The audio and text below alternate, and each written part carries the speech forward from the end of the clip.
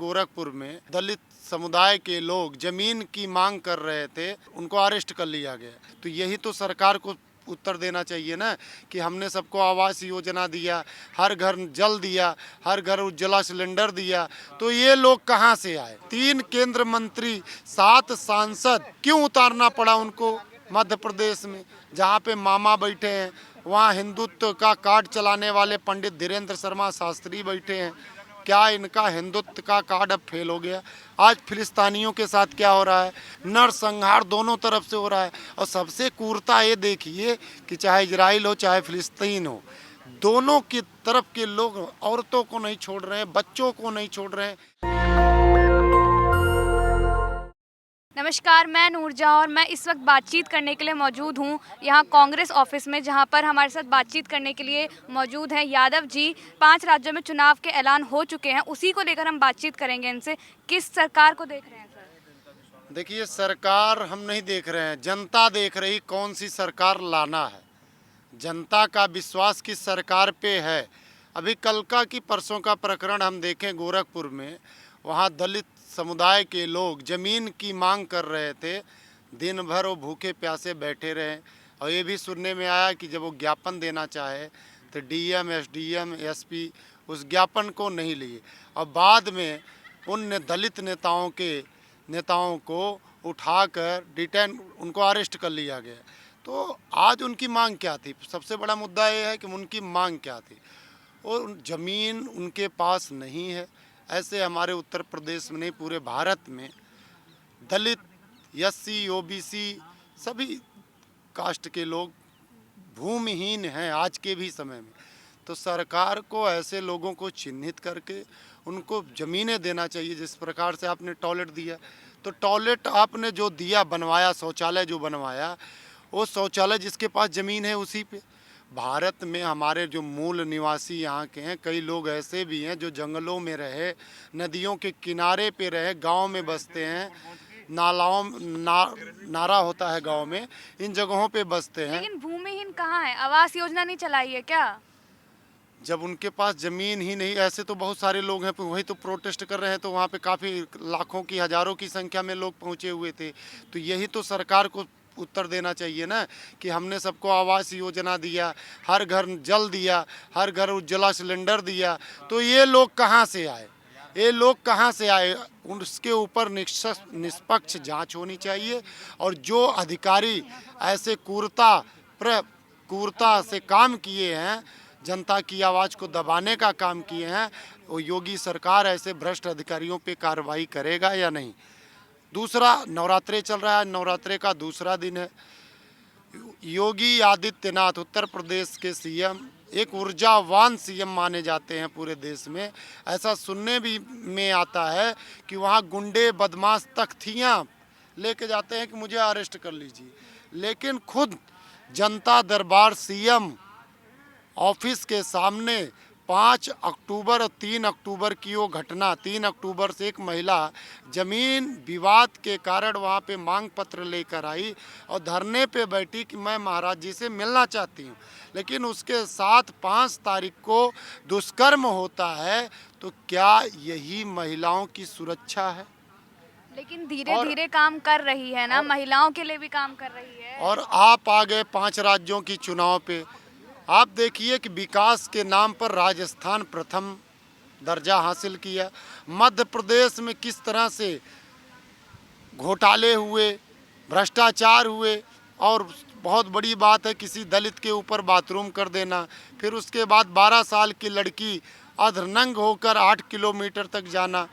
तो ये प्रकरण जो है, जनता के जो चौकीदार थे, वो चौकीदारी जनता के बीच में अपनी साबित नहीं कर पाए, सिर्फ उद्योगपतियों पे अपना विश्वास बनाए और उद्योगपतियों को बनाए। सारी राष्ट्र संपत्ति को बेचने का काम प्रधानमंत्री मोदी जी ने किया।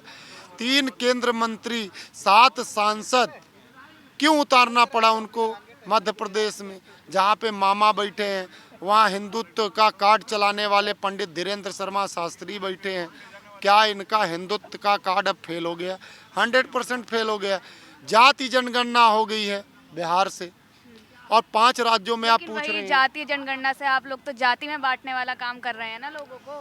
भाई एक बात बताइए, जिसके पास ज़मीन नहीं है लाखों लोगों को गुमराह करने का काम ये सरकार कर रही है, और जो मांग कर रही हैं उनको उठाकर अंदर डाल रही है सरकार। तो जाति जनगणना होना या चाहिए या नहीं? किसी एक लेकिन जाति के ये तौर पर ना करें परिवारवाद की ना। बात करते हैं, परिवारवाद की बात करते हैं।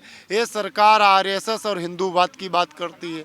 ये क्या परिवार नहीं है? सबसे बड़ा परिवार तो यही है जो जनता को गुमराह कर कर, किसानों को गुमराह कर कर, युवाओं को गुमराह करके, छोटे व्यापारियों को गुमराह करके देश को भ्रष्ट में डाल रहा है। तो आज 5 राज्यों में जो सरकार आ रही है, ये इंडिया अलायंस अपनी सरकार पूर्ण बहुमत से बनाने का काम करेगी, और 5 सरकार में ये इंडिया अलायंस की विजय जनता कराने लेकिन जा रही वही है। बीजेपी तो कह रही है पूर्ण बहुमत से हम आएंगे 5 राज्यों में। आप बताइए, बीजेपी की कहने की क्या आवश्यकता है? उसे अगर इतना विश्वास है तो प्रधानमंत्री मोदी जी क्या बोल रहे थे कि 2024 में मैं फिर यहाँ पे आके तिरंगा फहराऊंगा। तो आम आदमी भी वहीं जाके, आएंगे ना। वो तो आम आदमी भी तिरंगा लेके अपने हाथ में जाता है, लाल किले पे भी फहराने का काम करता है। तो प्रधानमंत्री भी जाएंगे आम जनता के बीच में। वो भी सही कह रहे हैं, 2024 में देश का प्रधानमंत्री बदलने जा रहा है और देश की हवा बदल चुकी है। आप ये ऐसे ही बातें कर रहे हैं, 2024 में भाजपा ही आएगी। अच्छा एक बात बताइए, आपको कैसे मालूम? जब देश की मीडिया को मणिपुर होना चाहिए था, क्या कोई नेशनल मीडिया जाकर ग्राउंड रिपोर्ट दिखाने का काम किया?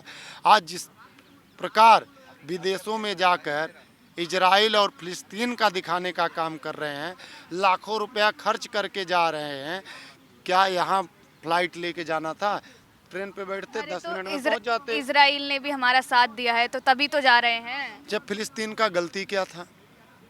इजराइल ने तो आपका साथ दिया, मैं मान रहा हूँ, लेकिन शायद आपको पता नहीं 1948, 1977, 1973 की वो घटनाएं आपको याद नहीं। जिस इजराइल की आप बात कर रहे हैं वो कहाँ पे जाता था? शरणार्थी बन के फिलिस्तानियों के पास आया, और फिलिस्तानी लोग उनका साथ दिए, उनको छत दिए, उनको रोटी दिए। आज फिलिस्तानियों के साथ क्या हो रहा है? उनके धर्म को आहत पहुंचाया जा रहा है। उसका मस्जिद है, उसके बाद वहाँ के लोगों को मारा जा रहा है, नरसंहार दोनों तरफ से हो रहा है। और सबसे क्रूरता ये देखिए कि चाहे इजराइल हो चाहे फिलिस्तीन हो, दोनों की तरफ के लोग औरतों को नहीं छोड़ रहे हैं, बच्चों को नहीं छोड़ रहे हैं। क्या यही विश्व गुरु है?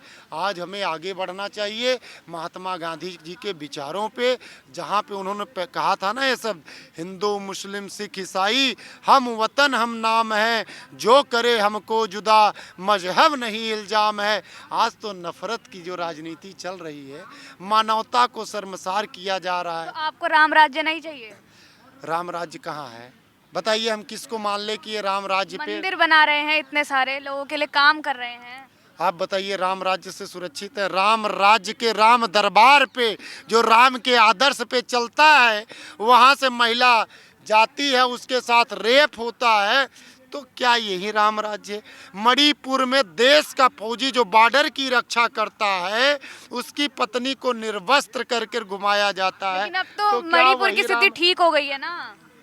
तो 100 दिन बाद देश का प्रधानमंत्री 20 सेकंड के लिए बोलता है कि मेरा दिल आज बहुत पीड़ा है, आज मैं तो बहुत उन्हें द्रवित अफसोस तो जताया ना उस पे जो भी हुआ था कांड। 100 दिन बाद इजराइल और फिलिस्तीन की लड़ाई 2 घंटा भी नहीं हो, ट्वीट करके प्रधानमंत्री बोलते हैं कि मैं इजराइल का समर्थन करता हूं। फिर कहते हैं ना, छोटे छोटे बच्चे आज कह रहे हैं, गांव के किसान कह रहे हैं, युवा कह रहे हैं, हर कोई आज कोस रहा है, महिला भी कोस रही है कि ये तो जुमलेबाज है। फिर बोलते हैं नहीं नहीं, मैं तो देश का रक्षा मंत्रालय और देश का प्रधानमंत्री फिलिस्तीन के साथ है। जब देख लिया जनता विरोध कर रही है, तो ये इससे देश की राजनीति नहीं चलती है। देश की राजनीति हमने सदा मानवता के लिए किया है, प्रकृति के लिए किया है, इंसानियत के लिए किया है, धर्म की राजनीति नहीं किया है।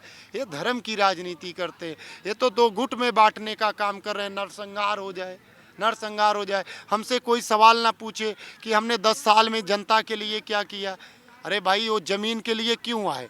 आपके 5 किलो राशन 10 से साल में करा है, देश को आगे बढ़ा दिया है, इतनी सारी योजनाएं चलाई हैं, जो विदेशी उनसे थे संबंध अच्छे बनाए हैं, और क्या चाहिए?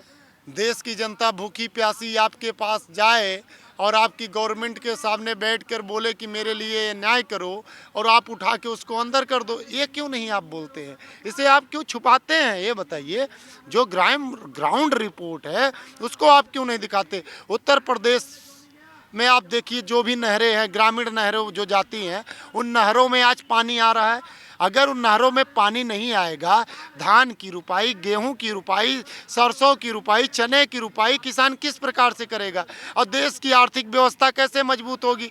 मैं बोलता हूं, हमारे देश में इतनी बंजर ज़मीनें पड़ी हैं, अगर उस पर एससी, ओबीसी, दलित जो उस पर कार्य करना चाहते हैं, खेती करना चाहते हैं, अगर वो खेती करेंगे तो देश का ही विकास होगा। तो मोदी जी मना कहाँ कर रहे हैं, करे ना वो अपनी खेती। तो उठा के अंदर क्यों कर रहे हैं? दलित चेहरों को, दलित नेताओं को प्रताड़ित ये सरकार क्यों कर रही है? एक हमारी एक बहन बैठी है, क्या नाम है उसका, जो विश्वविद्यालय में बैठी है, आपको पता है? देखिए, मैं तो भूल जाता हूँ, लेकिन आपको पता, ये चीज़ें आप क्यों नहीं पूछती है? मैं भी बोलता कि डॉक्टर रितु प्रोफेसर वहाँ पे आज 2 महीने के करीब से बैठी है। क्यों बैठी है? एक दलित समाज से है। वो संविधान को बच्चों को पढ़ाया, उसने बच्चों को ये बताया कि तुम्हारा अधिकार है। उसको उठा के भी स्कूल से बाहर कर दिया गया, उसको उठा के बाहर कर दिए। अगर आप सरकार से प्रश्न करोगे तो आपके ऊपर ईडी, सीबीआई, इनकम टैक्स, तरह तरह के विभाग बैठा दिए जाएंगे। तो इससे क्या आप सुरक्षित अपने आप को मान रहे हैं? ये आपके सीबीआई जब ये आती, जब आप कुछ गुनाह करते हैं, आप संजय सिंह को ही देख लीजिए, उन्होंने गुनाह करा, शराब घोटाले का आरोप लगा, तभी तो उठा के ले गए ना। आज ये बताइए, कितनी इंडस्ट्रियां अडानी और अंबानी के पास है, कितना कोयला घोटाला अडानी के नाम से हुआ। कोरोना का के समय में 2 साल का जो कोरोना रहा, उसमें रोज ये टेलीविजन में दिखा, बस 1 दिन का कोयला बचा है। तो कितने कोयले आए देश में, उन कोयलों का रेट क्या था, और उन कोयलों को किस रेट में देश के व्यापारियों को बेचा गया, उसके जो प्रदूषण हुए, कितना प्रदूषण पे अडानी ने पैसा जमा किया, क्या इस पे जांच होनी चाहिए या नहीं होनी चाहिए? जिसकी आर्थिक व्यवस्था 6वें नंबर पे थी, आज वो कहाँ पे है? आज अडानी दूसरे नंबर पे जाके बैठ जाते हैं विश्व लेवल पर। ये प्रश्न उठता है। और देश का किसान जिसके चौकीदार थे, देश का दलित जिसके चौकीदार थे, देश का एससी जिसके चौकीदार थे, देश का बेटा जिसके चौकीदार थे। अरे बोलते हैं ना, मैं माँ गंगा का बेटा हूँ। आप बताइए, माँ गंगा का बेटा कौन था? भीष्म पितामह थे, और उनके पिता शांतनु जी महाराज जी थे, ठीक है। और भीष्म पितामह जी ने ये वचन अपनी माँ को दे दिया, शांतनु जी की पत्नी को, धर्म की माता थी, उनकी माता तो गंगा थी, चाची जिसको कहते हैं आज के शब्दों में। उनको बोला कि मैं गद्दी का रक्षा करूंगा, कभी मुकुट नहीं पहनूंगा, कभी राज सिंहासन पे नहीं बैठूंगा। तो ऐसा सेवा हस्तिनापुर का करने का किए। जो धर्म पे राजनीति सिखा रहे हैं, मनुवाद सिखाते हैं। कोई धर्म की राजनीति नहीं कर रहे हैं। मैं बता रहा हूँ, धर्म बहुत अच्छी चीज़ है। धर्म आपको आपके पुरुषार्थ, मानव का रक्षा, प्रकृति की रक्षा, ये सब चीज़ें सिखाती है। आपको अपने बचनों को कैसे पूरा करना, वो चीज़ें सिखाती है। ये तो धृतराष्ट्र, ये तो कंस, ये तो रावण के विचारों का पालन करते हैं, चाहे देश का प्रधानमंत्री मोदी जी हों, अभी जैसे राहुल गांधी को रावण का पोस्टर लगा के पूरा दिखाया गया है, पूरे कोट लिखे गए हैं उस पे, उसको किस तरीके से देख रहे हैं? आप ये बताइए कि राहुल गांधी जी किस प्रकार से रावण है, किस प्रकार से उनको रावण बता दिया। कन्याकुमारी से कश्मीर तक पैदल चला जनता के बीच में, और जनता की हर वो बात सुनी। वो किस प्रकार से रावण, तो राम की तरह पे विचरण किए। जिस तरह से 14 वर्ष की वनवास हुआ था, उस प्रकार से 4000 किलोमीटर पैदल जनता के बीच में रहे, दिन रात रहे, किसानों की सुने, उद्योगपतियों की सुने, छोटे छोटे व्यापारियों की सुने। अभी ठेले वाला रोने लगा कि मैं टमाटर नहीं खरीद पा रहा हूँ, उसकी बातें सुने, कुली की बातें सुन रहे हैं। आज जननायक बन के उभरे हुए हैं। कोर्ट संसद के अंदर सवाल की बौछार कर देते हैं। अडानी अंबानी से रिश्ता क्या है, ये जब पूछते हैं तो उनकी संसदता रद्द कर दी जाती है। ऐसे व्यक्ति को रावण बता देना, गांधी जी को भी रावण बताए थे। घोड़से की तरह घोड़से किस प्रकार से कायरता की काम किया, ये आप पूरा देश जगजाहिर है और राहुल गांधी जी को डराना चाहते हैं और राहुल गांधी जी के साथ पूरा देश खड़ा है और बीजेपी एनडीए की सरकार घबराई हुई है और जितने भी हमारे राजतंत्र हैं जो देश की रक्षा जिनको करनी थी आज वो केवल मोदी के रिमोट पे चलने का काम कर रहे हैं। जिस प्रकार रावण ने सभी देवताओं को बंधक बनाया था, शनि देवता न्याय के देवता थे उनको बंधक बनाया था, तो देश की जनता पढ़ी लिखी है, ये धर्म भी जानती है, संविधान भी जानती है और अपना हक भी जानती है और अपने हक के लिए 5 राज्यों में इंडिया की गवर्नमेंट देने जा रही है और राहुल गांधी जी पे पूर्णतः विश्वास करके 2024 में माननीय राहुल गांधी जी को अपना देश का प्रधानमंत्री चुनने जा रही है। जय हिंद, जय भारत, इंकलाब जिंदाबाद। तो ये थे हमारे साथ यादव जी जो कांग्रेस के बहुत बड़े समर्थक हैं, जो कह रहे हैं कि जो 5 राज्यों में चुनाव होने वाले हैं उसमें भी पूर्ण बहुमत से कांग्रेस आएगी और 2024 में भी कांग्रेस ही आएगी, लेकिन फैसला तो जनता को करना है। और इस पूरी बातचीत पर अपनी प्रतिक्रिया जरूर दीजिएगा। कैमरामैन आशीष के साथ मैं नूरजहां।